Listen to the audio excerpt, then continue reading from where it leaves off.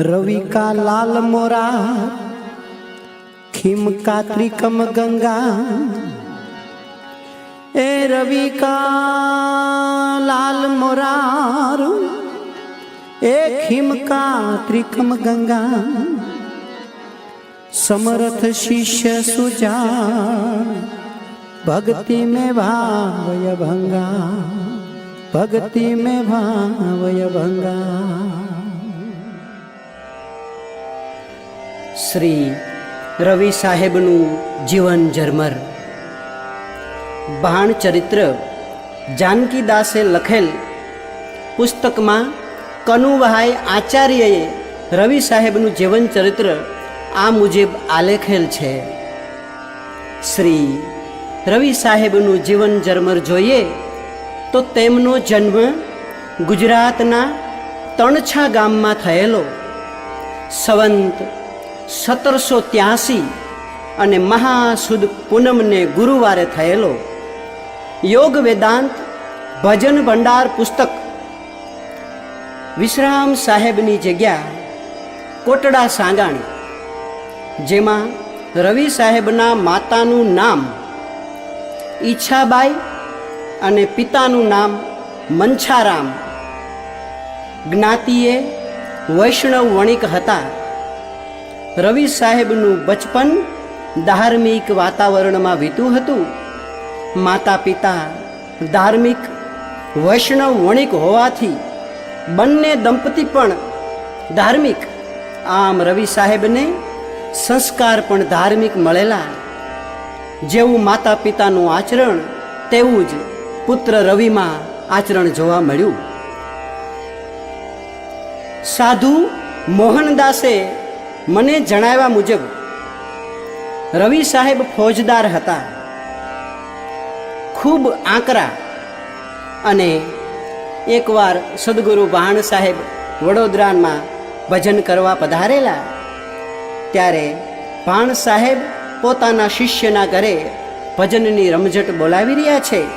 भजन वाणी में बधा मंत्रमुग्ध थया छे। आ वखते रवि साहेबे कीधुं के आ सेनो घोंघाट छे, आ सेनो आटलो शोर बकोर छे। जाओ जई अने आ भजन संतवाणीनो कार्यक्रम बंद करावो। रवि साहेब फौजदार होवाथी तेना बे सेवको जई अने भाण साहेब ने विनंती करे छे के बापा रवि फौजदारे कीधुं छे के आ भजन बंद करो। त्यारे भाण साहेबे कीधुं के जाओ कही दियो कि आ भजन बंद नहीं थाय। तारो बाप आयो छे के भाण साहेब आवुं ओना सेवक ने कहे छे भजन बंद नहीं थाय। आ बाजू सेवको मुंजाणा आवा शब्दों रवि साहेब ने केम कहेवाय। एटले बीजी वार रवि साहेबे गुस्साथी मोकला सेवकोने के जाओ केम बंद नहीं करता। त्यारे सेवको विला मोढे पाछा आवे छे। त्यारे रवि कहे छे के शुं कारण छे आ भजन बंद नहीं थता।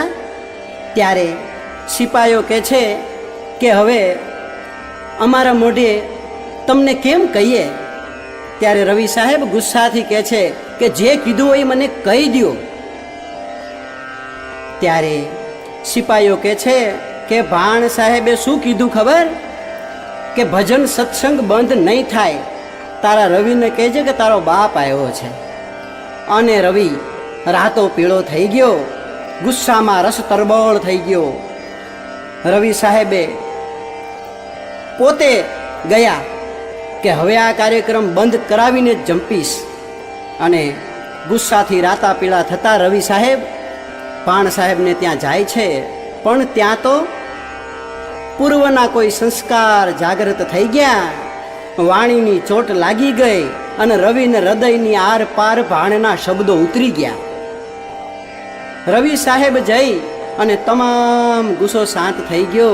अने रवि साहेबे भाण साहेबना चरणमां मस्तक नमायो, पूज्य भावथी वंदन कर्या, करेला अपराधनी माफी मांगे छे। भाण साहेब कहे छे के रवि तारी हांक सांभळीने लोको थर थर ध्रुजे छे। રવિ હવે પરમ તત્વની પીછાણ કરી લે. તું ક્યાં કામે આવ્યો હતો અને હવે તું ક્યાં રસ્તે જાસ? બાપ, હજી સમય છે. અલખ પુરુષની ઓળખાણ કરી લે, તારો જન્મારો સુધરી જશે. રવિ સાહેબને હવે શબ્દની ખરી ચોટ લાગી ગઈ. ભાણ સાહેબના ચરણમાં પોતાને સમર્પિત કરી દીધું. અને ભક્તો, વિચાર કરજો કે એ વખતના ફોજદાર રવિ સાહેબે ફોજદારમાંથી રાજીનામું આપી દીધું અને ભાણ સાહેબના ચરણમાં ઢળી પડે છે અને વિનંતી કરે છે કે ગુરુદેવ, મને તારી લ્યો. રવિ સાહેબનો પશ્ચાતાપ જોઈ અને માથે હાથ મૂક્યો અને સેવક તરીકે સ્વીકારી અને ગુરુબોધ આપે છે. જાનકીદાસના પુસ્તક પાણચરિત્રમાં કનુભાઈ આચાર્યએ જણાવ્યા મુજબ બંધાર પાડામાં કુંવર સરદારજી ભાણ સાહેબના જે પરમ શિષ્ય હતા અને કુંવર સરદારજીની પ્રેરણાથી રવિ સાહેબ પોતાના મોસાળ બંધાર પાડામાં કુંવર સરદારજી મહારાજને ઘેર સંવંત 1813 અને મહાસુદી 11ના રોજ 30 વર્ષની ઉંમરે ગુરુ ભાણ સાહેબ પાસેથી દીક્ષા લીધેલી. આ ઉલ્લેખ જાનકીદાસના પુસ્તકમાં થયેલ છે. ભાણ સાહેબે શિષ્ય રવિ ઉપર અપાર મહેર કરી. રવિ સાહેબે અસંખ્ય પદો રચ્યા છે. તમામ ભજનોમાં આપણે અનુભવનો સાર દેખાય. તત્વજ્ઞાનથી ભરપૂર આવા ભજનો સાંભળવા એક લાવો છે. શ્રી રવિ સાહેબે સમગ્ર ગુજરાતનું ભ્રમણ કરી અને અજ્ઞાની લોકોને આધ્યાત્મિકતા તરફ વાળ્યા અને લોકોને સાચો રાહ બતાવ્યો. કોઈ પણ સંપ્રદાય ગુરુના નામથી પ્રચલિત હોય છે. ભક્તો, વિચારજો, અહીંયા શું કહેવા માંગુ છું કે કોઈ પણ સંપ્રદાય ગુરુના નામથી પ્રચલિત હોય, પણ આ સંપ્રદાયની જો વાત કરીએ ને તો સંપ્રદાય ગુરુના નામથી નથી ઓળખાતો, પણ રવિ ભાણ સંપ્રદાય શિષ્યના નામથી ઓળખાય છે. આ પહેલો સંપ્રદાય છે જે શિષ્યના નામથી ઓળખાતો હોય. ભાણ રવિ સંપ્રદાય તરીકે નથી ઓળખાતો, પણ રવિ ભાણ સંપ્રદાય તરીકે આખા જગતભરમાં ખ્યાતિ પામ્યો. અને આ કોઈ નાની સૂની વાત છે? રવિ સાહેબે ભક્તિ કેવી કરી હશે, એની ભક્તિની તાકાત કેવી હશે કે તેમના ગુરુ ભાણ સાહેબે જે સરવાણી આપી એને જ્ઞાન ગંગા દ્વારા, પોતાના શબ્દો દ્વારા, ભજન દ્વારા, સત્સંગ દ્વારા લોકોમાં વહેતી કરી.